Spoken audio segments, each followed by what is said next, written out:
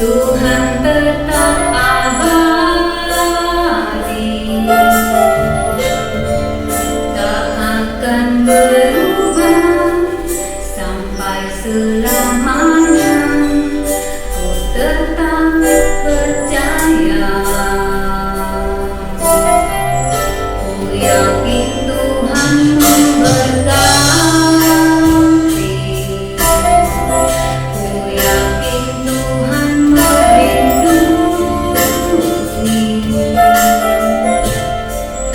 turun di udara, Tuhan pelihara karena kasih-Nya.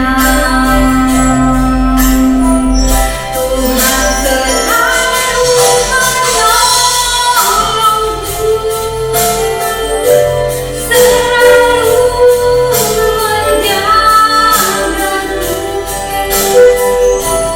sehelai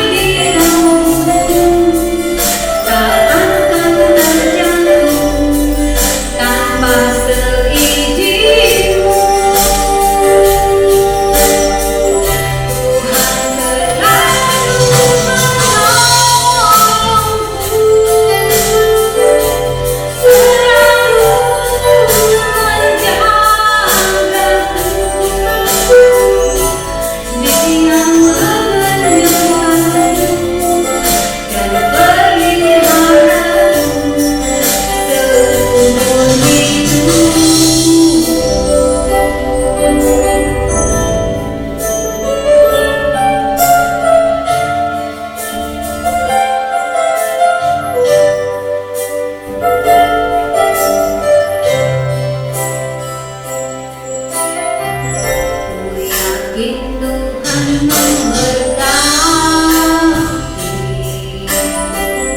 ku yakin Tuhan melindungi, turun di udara, Tuhan pelihara karena kasih-Nya.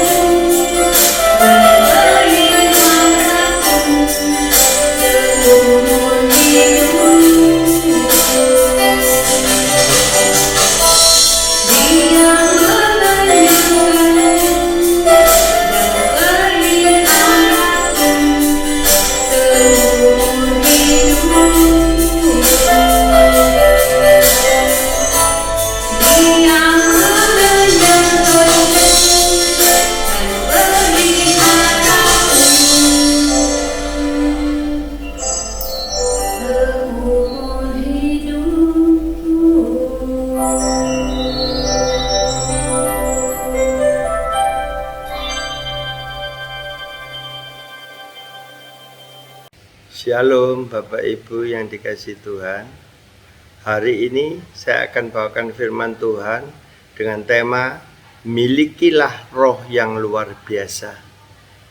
Mengapa sih kita perlu memiliki roh yang luar biasa?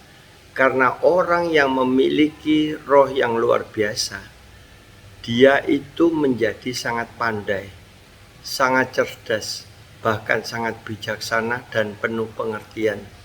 Sehingga rumah tangganya pasti harmonis dan anak cucunya menghormati orang tersebut.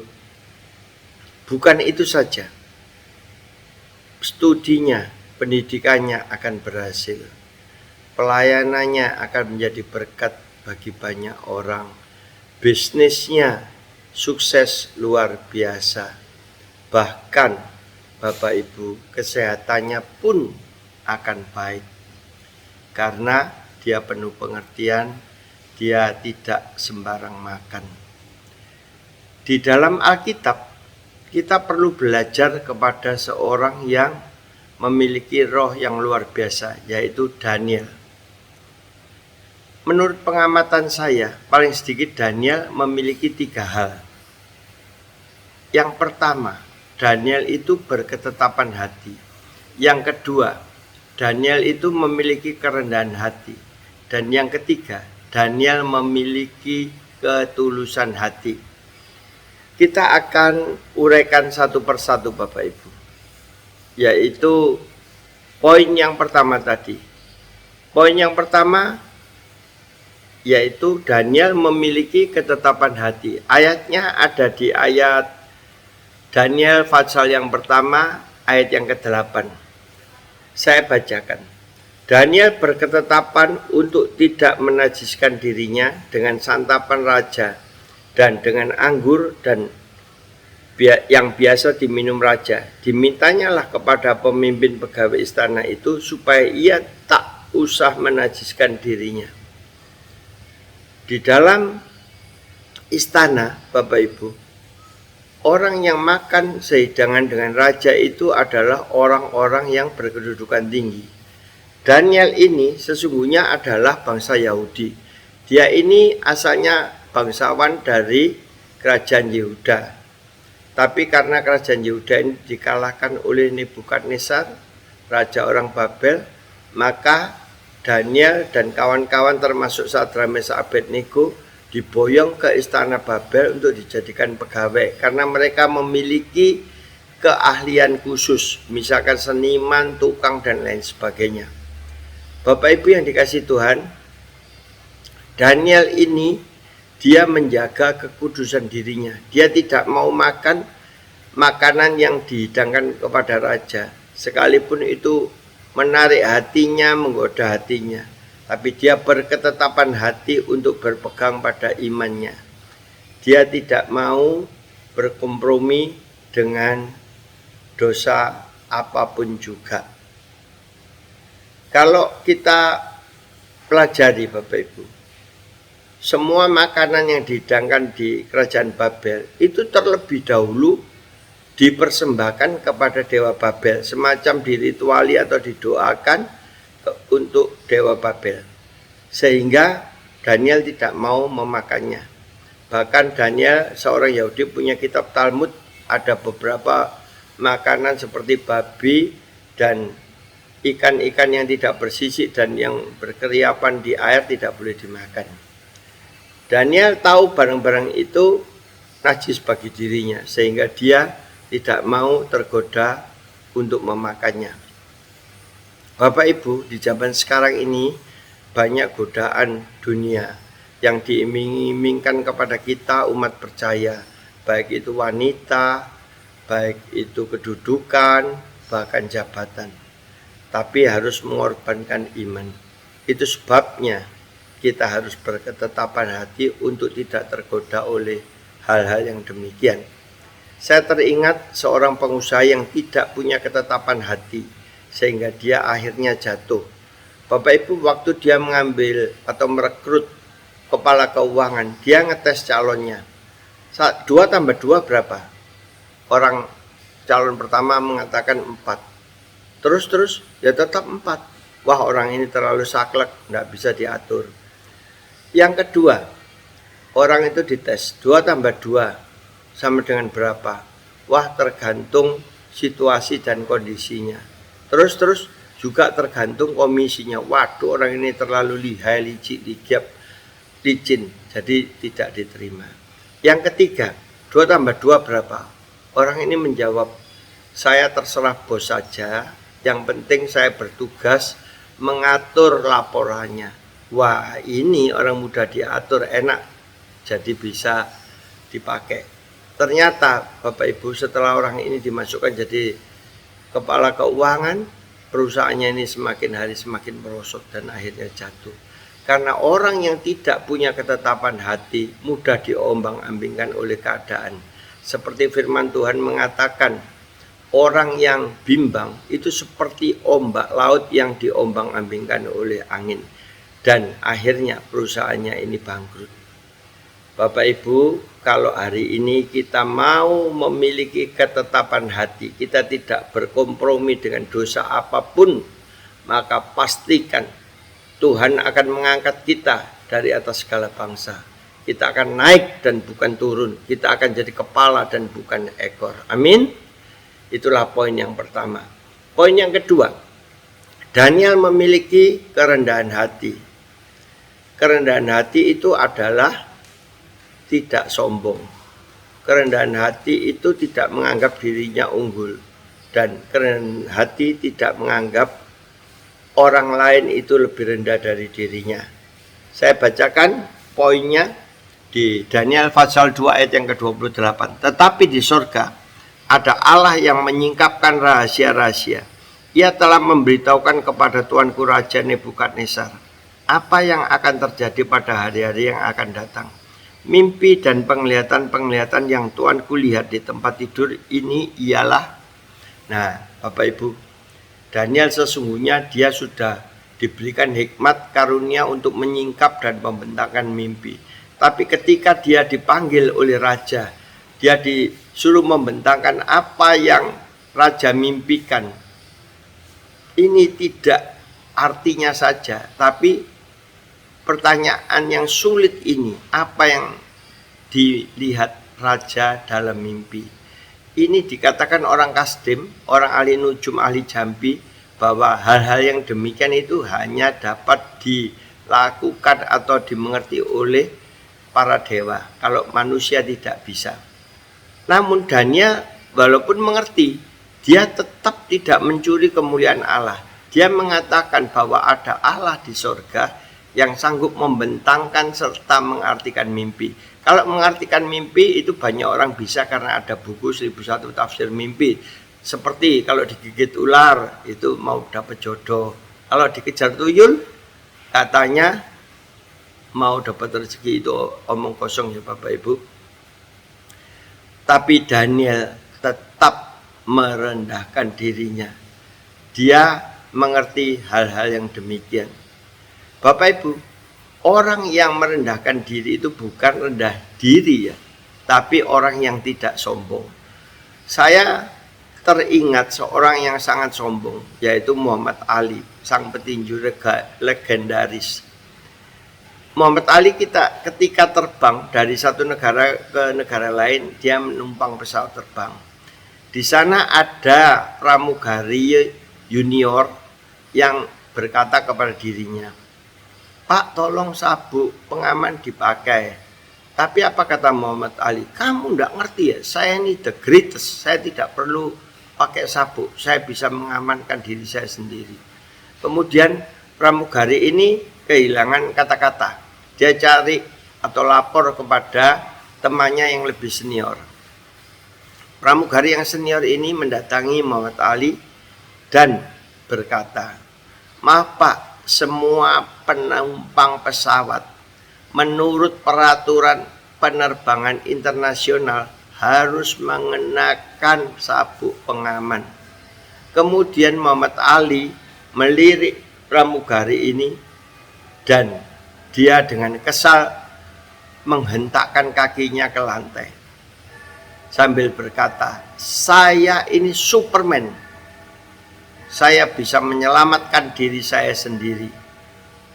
Mendengar perkataan itu, pramugari yang senior, dia berkata, "Pak, sepengetahuan saya, kalau Superman, dia terbang tidak menggunakan pesawat, tapi dia terbang di luar sana bersama Gatot Kaca."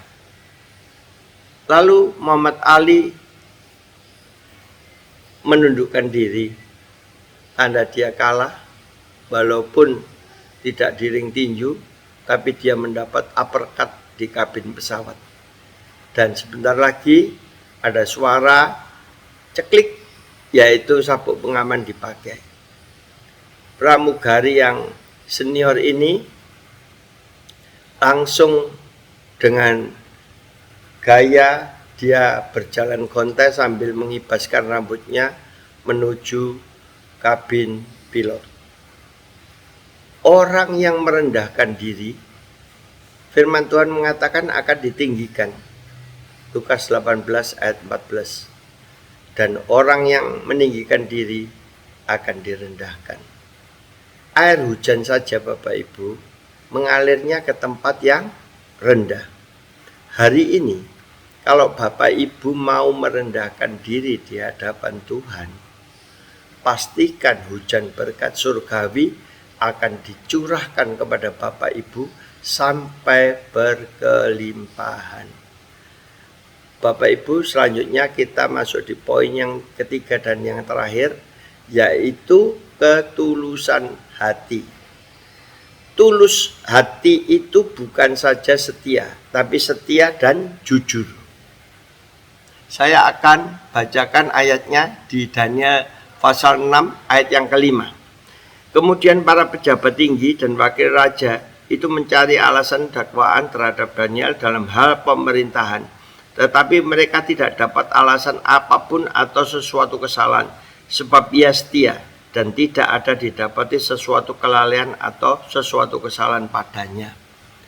Bapak Ibu, Daniel ini ya sebetulnya dicari-cari kesalahan oleh banyak orang yang iri terhadap kedudukannya. Tapi mereka tidak menemukan kesalahan atau kelalaian Daniel. Itu sebabnya mereka bersama-sama mengadakan peraturan yang aneh yang menjerat Daniel dari doanya itu. Karena Daniel itu tiap hari berdoa 3 kali di loteng atas. Dibuatkan peraturan begini. Barang siapa memohon kepada dewa atau manusia yang bukan raja, maka dia akan dilemparkan ke gua singa. Dan orang-orang jahat ini mengintai Daniel dari kamar atas. Dan ternyata Daniel waktu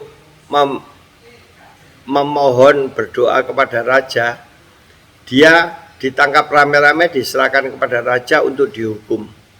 Bapak Ibu yang dikasihi Tuhan, raja pun juga sangat menyesal ketika Daniel dilemparkan ke gua singa, karena raja mengasihi Daniel sebab dia orang yang sangat pandai dan bijaksana.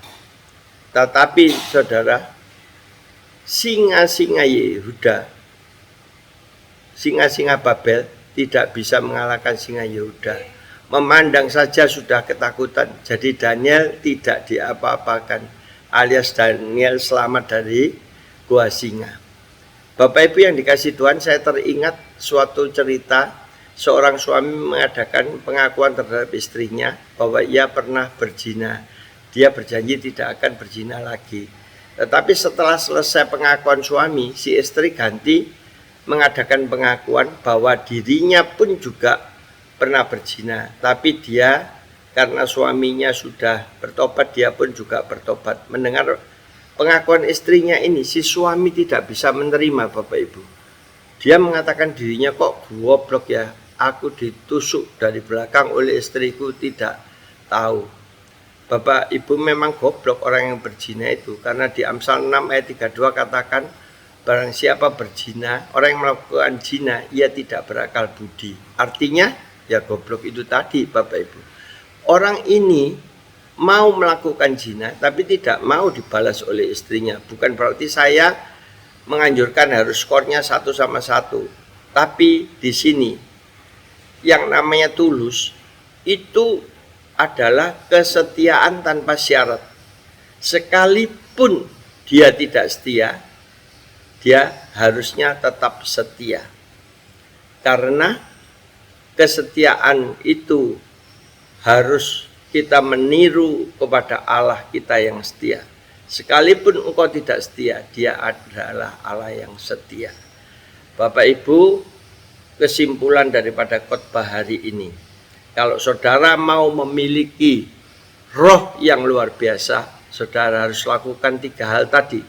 Yang pertama, saudara harus memiliki ketetapan hati. Yang kedua, saudara harus memiliki kerendahan hati. Dan yang ketiga, saudara harus mempunyai ketulusan hati. Pastikan dengan 3 hal itu saudara akan memiliki roh yang luar biasa. Amin. Tuhan Yesus memberkati.